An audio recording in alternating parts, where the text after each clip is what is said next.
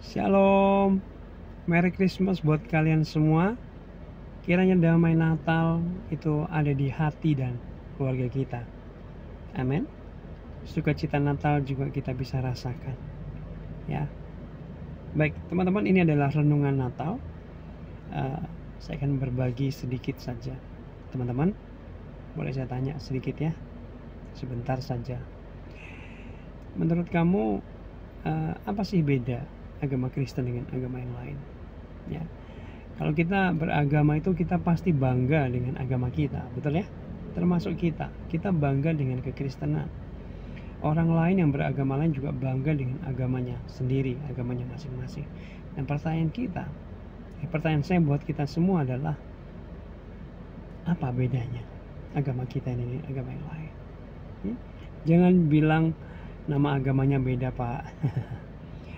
Cara ibadahnya beda, Pak. Rumah ibadahnya beda, kitabnya beda. Bukan itu yang saya maksud. Yaitu beda. Cuman apa sih yang paling mendasar, yang paling inti, yang paling utama beda kekristenan kita atau agama Kristen dengan agama yang lain? Ya, mungkin ada yang menjawab bahwa kita punya juru selamat. Kita punya penebus dosa. Oh, puji Tuhan, luar biasa ya.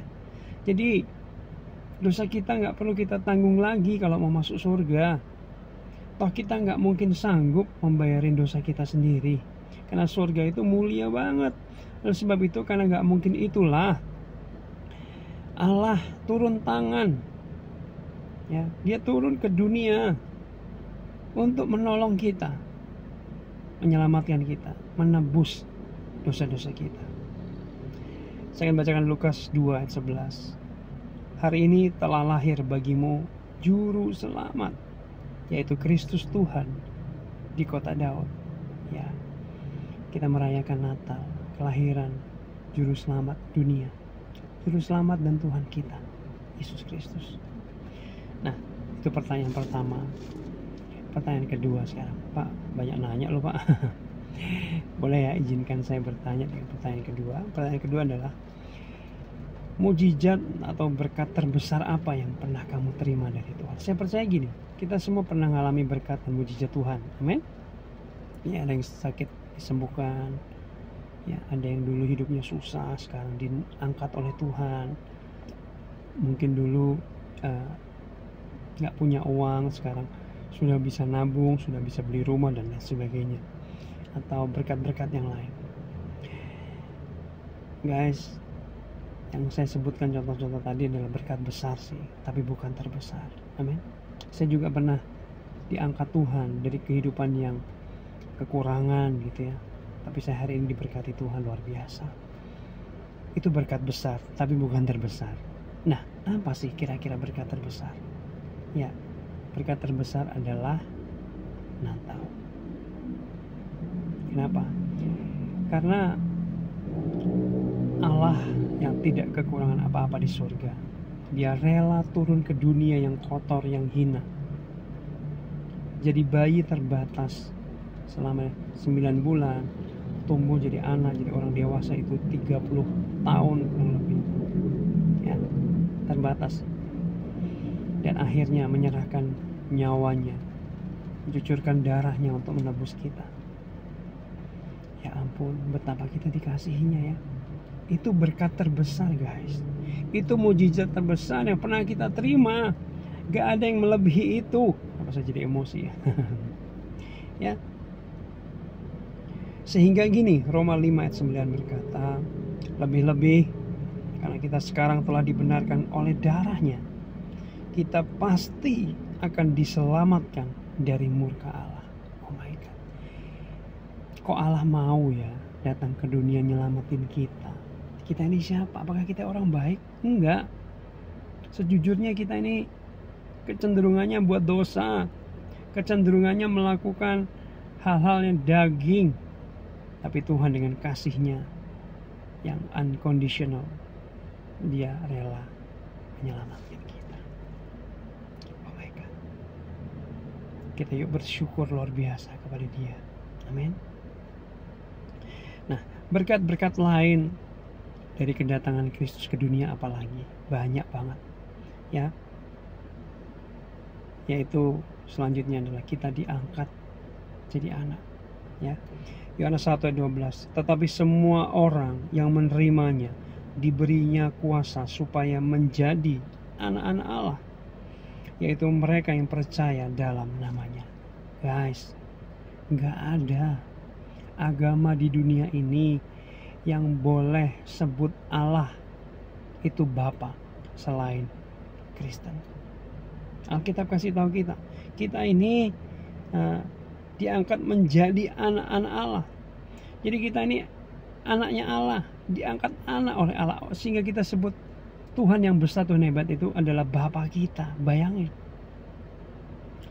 kalau Allah yang tidak kekurangan apa-apa itu jadi Bapa kita, nah yang kita ini kurang apa gitu kan? Kalau ada orang diangkat jadi anak presiden aja luar biasa ya. Ini diangkat jadi anak Allah. Selanjutnya, kita diberi kuasa atas setan. Setan itu kan memang musuh kita. Perjuangan kita bukan melawan darah dan daging, tapi melawan penguasa-penguasa di udara.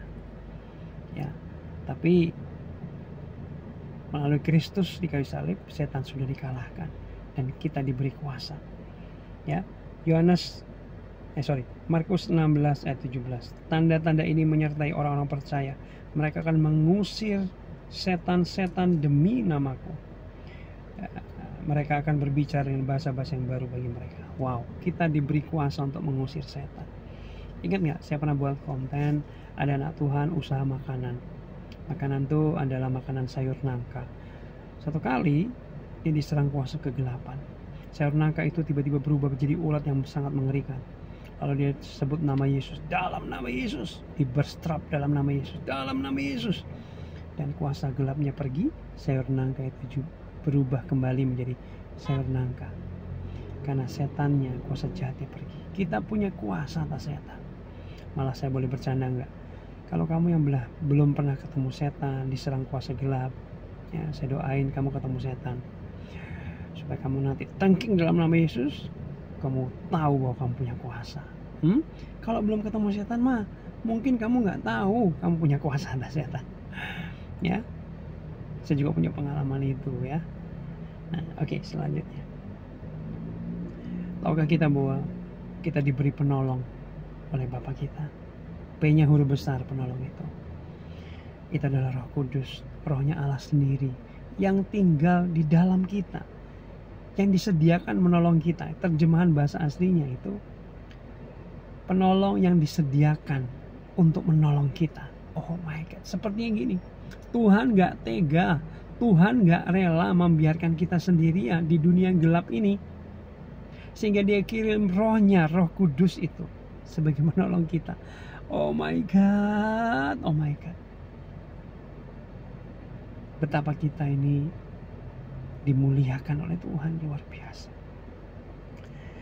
Yohanes 14 ayat 16. Aku akan minta kepada Bapa, Ia akan memberikan kepadamu seorang penolong yang lain. Amin.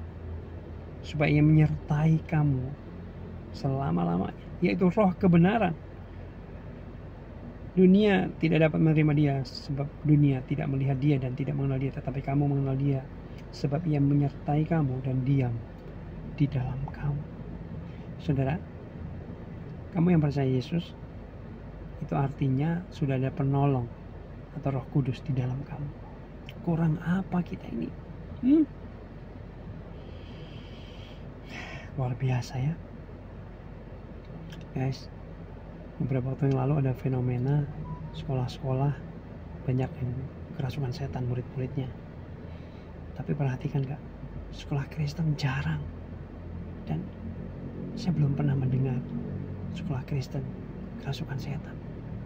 Kenapa sih orang Kristen jarang kerasukan setan? Karena ada Roh Kudusnya, guys. Amin. Amin. Karena ada Roh Kudusnya, ada isinya, Allah sendiri di dalam kita. Setan gak bisa masuk. Nah, kalau kosong bisa. Gitu ya kira-kira ya. Lalu selanjutnya, di dalam Kristus semua kutuk kita telah dipatahkan. Guys, percayalah, gak ada kutuk lagi dalam kita, karena kita sudah di dalam Kristus. Alkitab kasih tahu gini, Galatia 3:13. Kristus telah menebus kita dari kutuk hukum Taurat dengan jalan menjadi kutuk karena kita. Sebab ada tertulis, terkutuklah orang yang digantung pada kayu salib. Oh my God. Kristus telah mematahkan kutuk kita, menggantikannya di kayu salib. Jadi gak ada lagi tuh kutuk nenek moyang, kutuk kemiskinan, kutuk penyembahan berhala. Ya gak ada lagi. Nah yang masih ragu-ragu boleh mengatakannya, aku sudah bebas dari kutuk, aku sudah lepas dari kutuk dalam nama Yesus, gitu ya. Itu aja guys renungan yang bisa saya bagikan buat kamu. Sekali lagi Merry Christmas buat kamu semua. Yuk kita berdoa sebentar. Bapa, dalam nama Yesus, kami bersuka cita di hari Natal ini. Terima kasih yang dalam Tuhan, bagi Engkau Allah yang kasihnya unstoppable, kasihnya unconditional, kasihnya yang terlalu besar sehingga gak masuk akal. Yang Allah yang besar itu rela jadi manusia terbatas hanya untuk menyelamatkan kita, orang-orang berdosa, orang-orang kurang ajar. Oh Tuhan, terima kasih. Kiranya damai Natal, sukacita Natal itu lahir benar-benar di hati kami dan di keluarga kami. Ada shalom di keluarga dan di hati kami ya Tuhan. Terima kasih. Dan untuk membalas kasih yang terlalu besar itu, biar hidup kami hidup yang tidak sembarangan, hidup yang berkenan di hadapan Tuhan, bahkan kalau bisa hidup yang menyenangkan hati Tuhan. Roh Kudus bantu kami hidup benar, hidup taat, hidup setia, hidup menyenangkan Tuhan. Demi nama Tuhan Yesus, haleluya, amin. Merry Christmas.